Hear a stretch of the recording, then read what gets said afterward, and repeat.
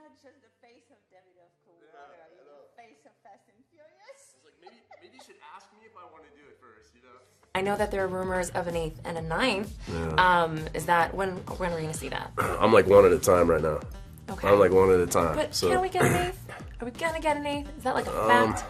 No, there's going to be an 8. It's Okay. like who's going to be in the 8, I think is the question. Who wants to come back? I didn't do 3. Vin didn't do 3 until when he came back the cameo again, but people were pissed at me for not doing the 3rd one. Wow. You know? Well, you too good for me? Like that was the kind of thing I got. Interesting. So you step aside and it's like, you know, and now it's a completely different generation. Like I walk around and I got 12-year-old kids coming up to me and I'm like going, man, that's right, it starts all over again. Exactly. But that 12-year-old is going to the theater with the 35-year-old dad. And he's like, what's up, man? Number 1, number 5 are my favorite, or whatever it is. And I'm like going, damn, when is this thing going to slow down? Now I still flirt with the idea of going back to school and studying, you know, I don't know if I'd be a naturalist or if I'd study just earth sciences or maybe more marine bio or maybe all of the above. So, you know, I committed to myself to like the next couple years up until I turned 40, just work really, really hard. Yeah. And then I'll have the option to basically do whatever I want. But, you know, 20s are good, 30s are good, 40s are going to be awesome. You and Jasmine talked about it at least? No. Oh, that pulse rate is going again, isn't it? I know, right? Yeah, no, you guys, I've gotten so many questions, and there's so many rumors running around right now. Just like, I don't know where it's coming from, but if it wasn't for the fact that I had a movie that came out, you know, it's like nobody would have cared. That's the funny thing. You know, 6 months ago, it wouldn't have mattered. I'm glad to say last time I was with him, we had a great talk about how he wanted to spend more time with his daughter, Meadow, and plans, things he wanted to do, things he was thinking about. He talked about everything but the film industry. Everything but the film. And I said, my ACL's coming real good. He says, boy, they did a good job on it. He says, pretty soon I'll be out there surfing again. He said, man, I miss that more than anything. He says, I'd rather be surfing.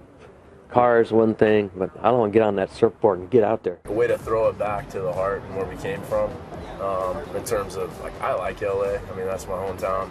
And I think just kind of bringing it back to the people, so to speak. Which is what you're doing for the 7th. We'll see. I think our core audience coming out of the gate were the real racers and all that back in the day. And it's like, as much as they appreciate where we're at and what we've done, I do still fear from some guys. It's like, we want to get back to racing.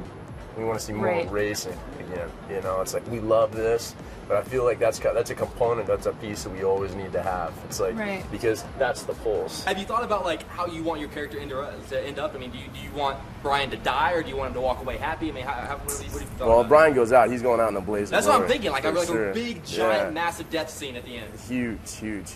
Like, I got a ranch. You gotta, Yeah, I like do your cattle and horses. cattle and all that horses, stuff. and that's like your dream. Like, It's not my dream.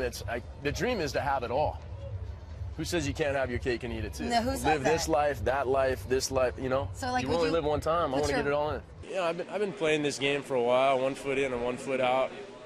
Not really knowing how it feels or what I think of it, but the opportunity hit me when I was pretty young, and every once in a while you read something or you just. To me, it's like I want something that's truthful and something that's pure, especially in a world that's so full of bullshit. And, you know, I've been living the smoke and mirrors for a long time, and I just felt like it was something that I could connect with. I think just about anybody can relate to what it's like having something taken away from you.